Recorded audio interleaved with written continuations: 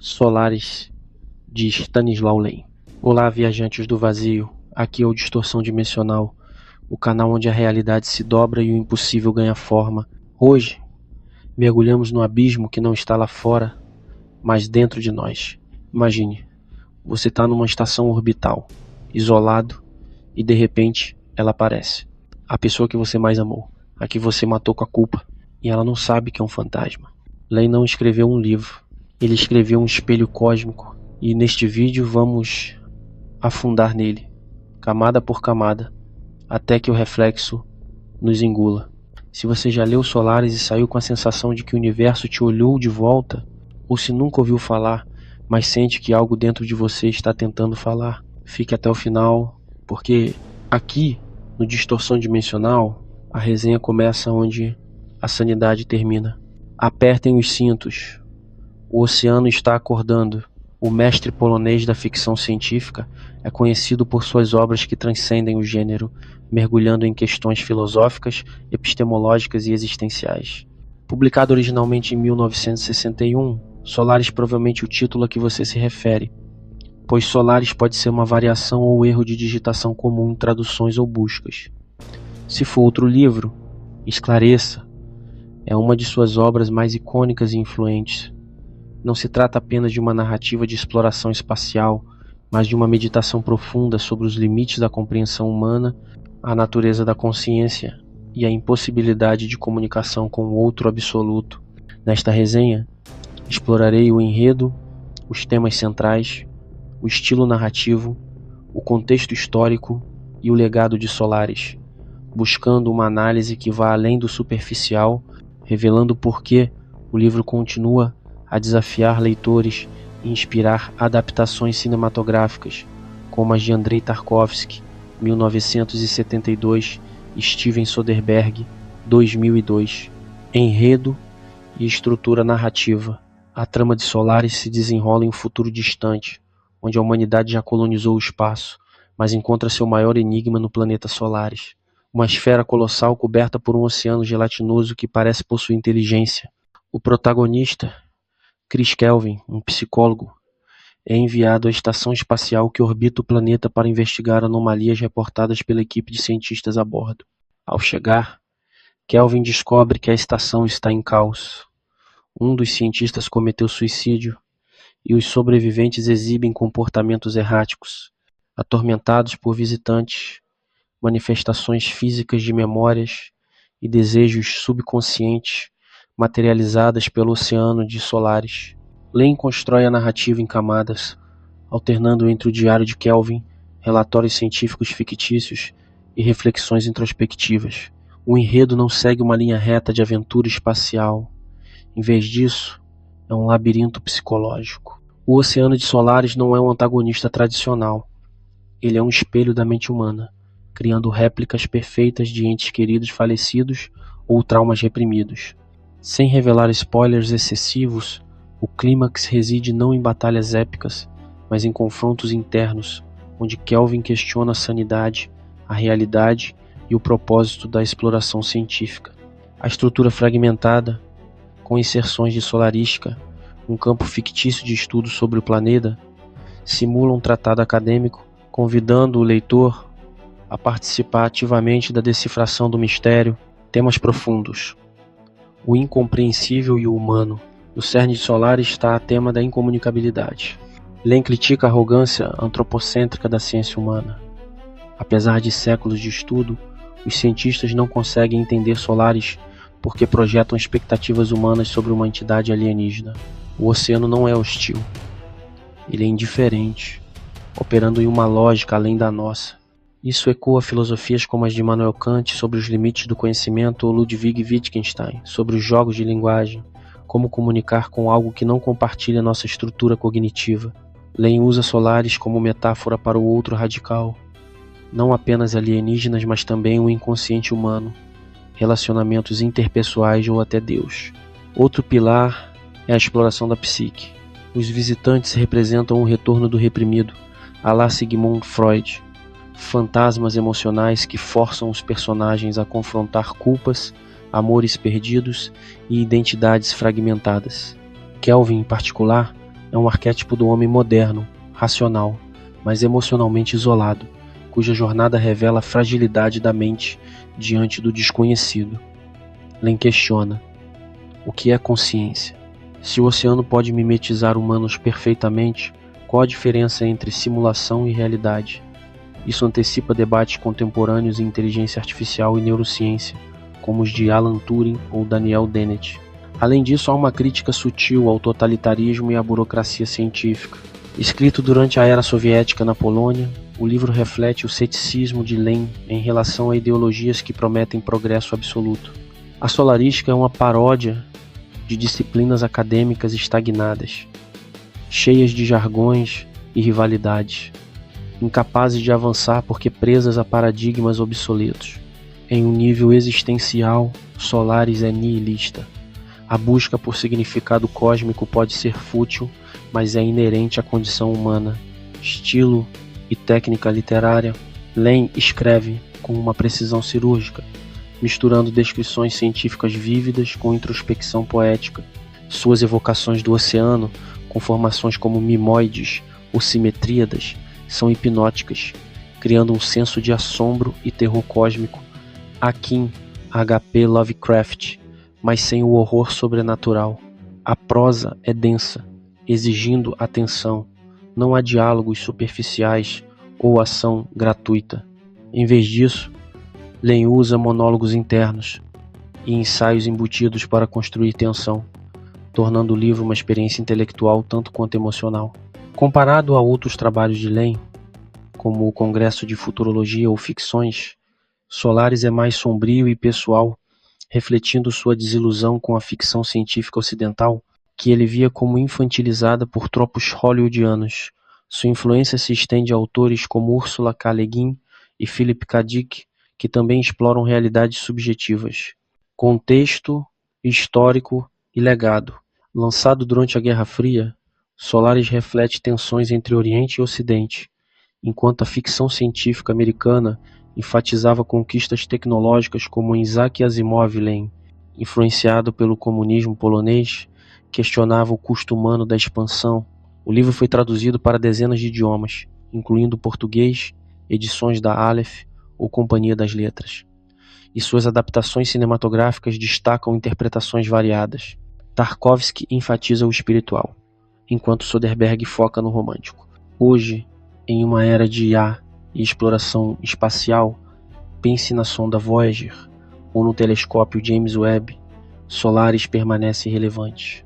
Ele nos lembra que o maior mistério não está nas estrelas, mas em nós mesmos. Críticos como Frederick Jameson o veem como uma alegoria pós-moderna, onde o conhecimento é sempre provisório. Conclusão: uma obra essencial. Solaris não é um livro fácil. É desafiador, melancólico e por vezes frustrante, como o próprio oceano que descreve. Mas é precisamente nessa profundidade que reside sua genialidade. Stanisław Lem nos convida a abraçar o desconhecido, não para conquistá-lo, mas para nos transformarmos. Recomendo a quem busca ficção científica que transcende o entretenimento, tocando o filosófico. Se você leu, qual aspecto mais o impactou? Para uma imersão total, leia Em uma Noite Estrelada e deixe que o cosmos de Len ecoe em sua mente. Nota: 5/5 estrelas. Uma masterpiece atemporal. Análise de temas freudianos em Solaris, de Stanisław Lem. Em sua obra-prima Solaris, 1961, não apenas explora os confins do espaço, mas também os abismos da psique humana. Embora Lem fosse cético em relação à psicanálise freudiana, ele a via como pseudociência em alguns contextos. O romance inadvertidamente ecoa conceitos centrais de Sigmund Freud, como o inconsciente, a repressão, o retorno do reprimido e a pulsão de morte. Esses elementos se manifestam através do oceano inteligente de Solaris, que age como um espelho psíquico materializando memórias e desejos reprimidos dos personagens. Nesta análise, examinarei esses temas freudianos de forma profunda, conectando-os à narrativa, aos personagens e às implicações filosóficas, sem revelar spoilers excessivos para quem ainda não leu o livro. O inconsciente e a materialização de desejos repressados. Freud Em obras como A Interpretação dos Sonhos, 1900, descreve o inconsciente como um reservatório de impulsos, memórias e desejos que escapam à consciência racional, mas que influenciam o comportamento. Em Solaris, o oceano planetário funciona como uma metáfora viva desse inconsciente coletivo e individual. Ele não é um ser hostil ou intencional no sentido humano, mas uma entidade que lê a mente dos cientistas na estação orbital, criando visitantes, réplicas perfeitas de figuras do passado, baseadas em memórias subconscientes. Para o protagonista Chris Kelvin, um psicólogo enviado para investigar anomalias na estação, esses visitantes representam o retorno do reprimido, um conceito freudiano-chave de um mal-estar na civilização 1930. Freud argumenta que o que é reprimido devido à culpa, trauma ou normas sociais não desaparece, mas retorna de forma distorcida, muitas vezes em sintomas neuróticos ou alucinações. No romance, os visitantes encarnam traumas emocionais, como amores perdidos ou falhas pessoais, forçando os personagens a confrontar o que eles tentaram enterrar. Kelvin, em particular, é atormentado por uma figura que simboliza sua culpa e desejo não resolvido, ilustrando como o inconsciente freudiano pode se manifestar fisicamente, transformando o abstrato em concreto. Lane usa isso para questionar se o inconsciente pode ser externalizado, qual é o limite entre realidade e ilusão. Essa externalização ecoa a técnica freudiana da transferência, onde pacientes projetam sentimentos reprimidos no analista, mas aqui é amplificada a um nível cósmico. Id, ego e superego. O conflito psíquico na estação. Freud divide a psique em 3 instâncias: o id, impulsos primitivos e desejos instintivos, o ego mediador racional e o superego consciência moral internalizada. Em Solaris, a estação espacial se torna um microcosmo desse conflito. Os cientistas, representando o ego racional, científico e controlado, são confrontados pelo id materializado nos visitantes. Esses seres não seguem lógica racional.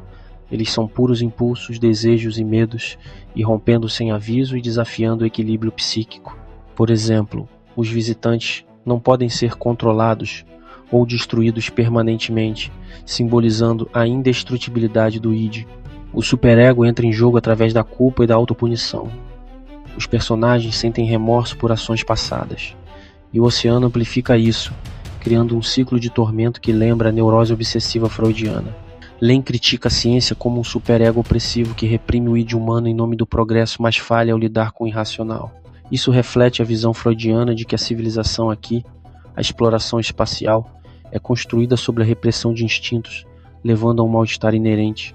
A estação, isolada e claustrofóbica, evoca o divã freudiano, onde o ego é forçado a negociar com o inconsciente, mas sem resolução catártica.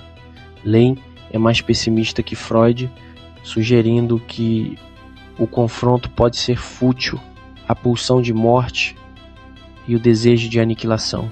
Um dos temas mais sombrios em Solaris é a pulsão de morte, introduzida por Freud em Além do Princípio do Prazer, 1920. Thanatos é o impulso inato para a destruição, o retorno ao inorgânico oposto à eros-pulsão de vida. O oceano de Solaris, com suas formações mutáveis e indiferentes, personifica essa pulsão. Ele não cria vida por amor ou curiosidade, mas por uma lógica alienígena que leva à autodestruição psíquica dos humanos. Os suicídios e comportamentos autodestrutivos na estação ilustram isso. Kelvin e seus colegas são atraídos para um abismo existencial, onde o encontro com o outro oceano desperta um desejo de dissolução do eu. Freud via Thanatos como uma resposta ao trauma, e em Solaris, os traumas pessoais, como perdas amorosas, são revividos, impulsionando os personagens para o niilismo. Lane amplia isso para uma crítica à humanidade. Nossa busca por contato cósmico pode ser uma manifestação coletiva de Thanatos, um desejo inconsciente de confrontar o vazio para nos aniquilarmos.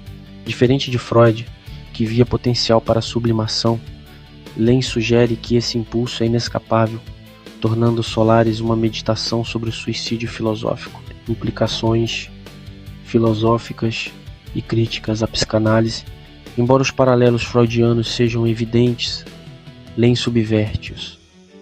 Freud acreditava na catarse através da análise, mas em Solaris, o confronto com o inconsciente não leva à cura, ele aprofunda o mistério. O Oceano não é um terapeuta, é um analista impiedoso e incompreensível, destacando os limites da psicanálise humana. Lem, influenciado pelo existencialismo, ecoando Camus ou Sartre, usa temas freudianos para argumentar que o inconsciente é não apenas pessoal, mas cósmico e inatingível. Isso critica o antropocentrismo freudiano.